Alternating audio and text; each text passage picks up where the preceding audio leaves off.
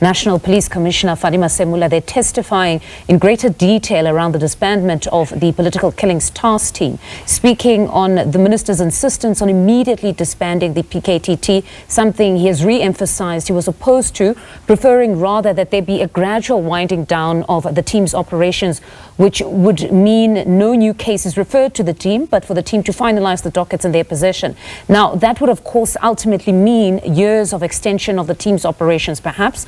Well, senior reporter Canny Maphanga has been monitoring proceedings then, will give us a comprehensive wrap of General Masemola's testimony thus far. Well, joining us for analysis on General Masemola's testimony in studio is Professor Mazwe Majola, leadership and governance expert at Wits Business School. Professor, good afternoon. Thank you very much for joining us.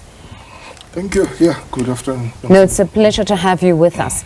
Now, as stated there, General Masemola has been speaking extensively now on the disbandment of the PKTT and almost creating a picture or impression of a minister that took decisions arbitrarily insofar as the PKTT was concerned, because he went on to state that there was never any time on the part of the minister to schedule a progress report briefing, either from him, General Masemola, or from General Mkhwanazi, or even Dumsani Khumalo, who all oversaw the Political Killings Task Team. Your views on just that? Yes, Minister Mkhunu has a case to answer. So we are so waiting to hear his testimony, because you begin to wonder that it seems like this minister, even as or when he took this portfolio, it's like it's someone who has been briefed, or someone who has been unfortunately not briefed by people who are supposed to brief him, like the National Commissioner and the Provincial Commissioner. But I don't know, maybe he will really shed some light on that, who exactly, hopefully it will be as transparently as possible, because how on earth that you are a minister, you are taking over a new portfolio, a new department. We are coming from water and sanitation, we have been moved to this portfolio. When you get there, and you don't even, we don't want to be briefed or to allow the national commissioner, who's the highest ranking police officer in the country. Before taking such a decision to disband a task team. Yes. Because we could play devil's advocate here, or even preempt his response to say maybe he was briefed externally, perhaps by a research team, because there are many interested parties, stakeholders who do a lot of research, especially around political killings, because there was the Moirani Commission. So perhaps even if that were to be among the reasons that he was briefed externally, there were many professors who did research around the effectiveness of political killings task teams in general. It would still be required of him, nevertheless, beyond the external research, to be briefed by those who oversaw the political killings task team, to at least tell them that this is what has been established externally about your effectiveness or lack thereof. What is your response? So one wonders what really he could possibly say at the commission around how he arrived at a decision to disband if he was never briefed. Absolutely, even if then he got some hints somewhere else, as we are saying, externally. But a good leader would come in and try to get some properly briefing, even if he doesn't take whatever the the national commissioner is saying and the provincial commissioner is saying, but at least just give them a listening ear. Listen to them, so that when you make a decision, you are making an informed decision. You've listened to all different key stakeholders who are involved in this process. Then after that, you can be able to say, I've heard all of you, but I'm taking this decision. However, even on that decision, as we have heard, that for him to disband the task team, that was not his purview. Because for him as a national, this is a political head. For him, it's more about policy and strategical view. But operational, he would have spoke to the national commissioner and said, my view is like this and this and this and this. And the national commissioner then is the one who will do that, but not the minister. The letter comes straight from the minister. So that there was some governance bridges there. It's honestly the most anticipated appearance now, that of Minister Mkhunu. But I must say, Fannie Masemola has been quite gracious, because he even went on to say perhaps the decision to disband could fall within his purview, and say perhaps it is a policy decision, and then operationally we come in as to whether it can be immediately or it must be something that is a phased approach. So at least even there, even if maybe there is grace to say perhaps it was a policy decision, but one would still say on a governance perspective, you would still need to get some sort of a briefing from those who oversaw it on a daily basis for us.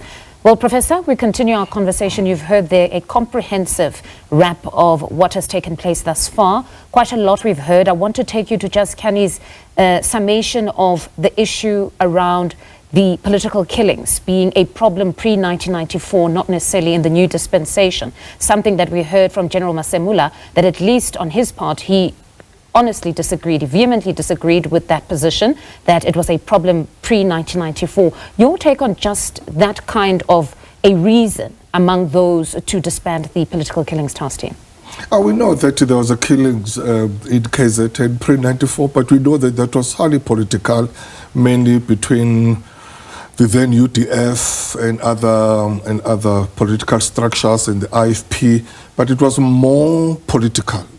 Pre-90 or post-94 after that, it's more criminal,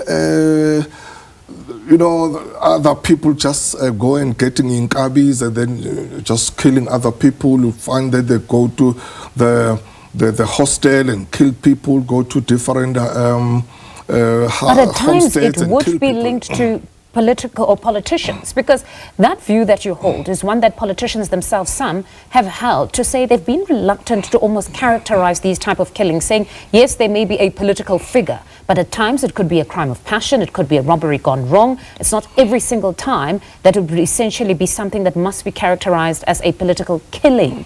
But some have criticized that, even when we still had Minister when he was still there. He wanted on many occasions to say these are elements of criminality. This is a crime, somebody has been killed, it's not necessarily a political killing.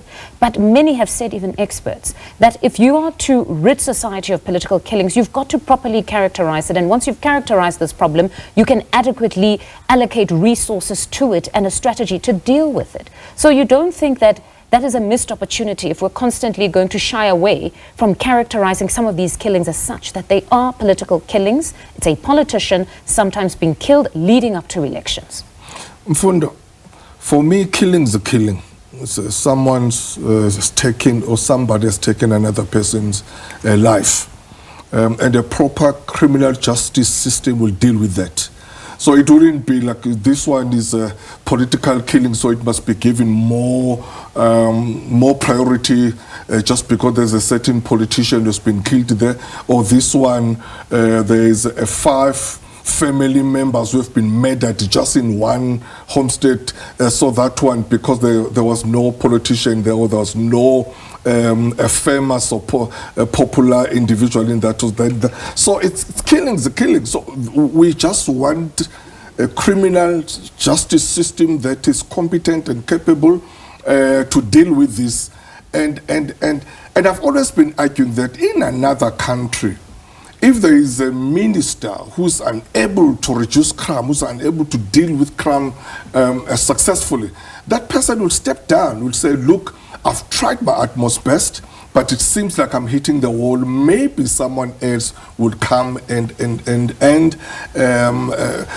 do better. Or even the president will remove that minister and say, I want someone there who will move in and shift the needle and make sure that something is happening, whether it's at a policy level or at the operational level. But at the end of the day, someone who is in charge there is a minister. So you can see that really in South Africa we are having people dying every day, and then we are bogged down with this discussion or this, this thing that who is there was who. But at the end of the day, how many people were killed every month? We get the statistics that in South Africa, how many people were killed, how many people were killed in KZN or in South Africa as a whole.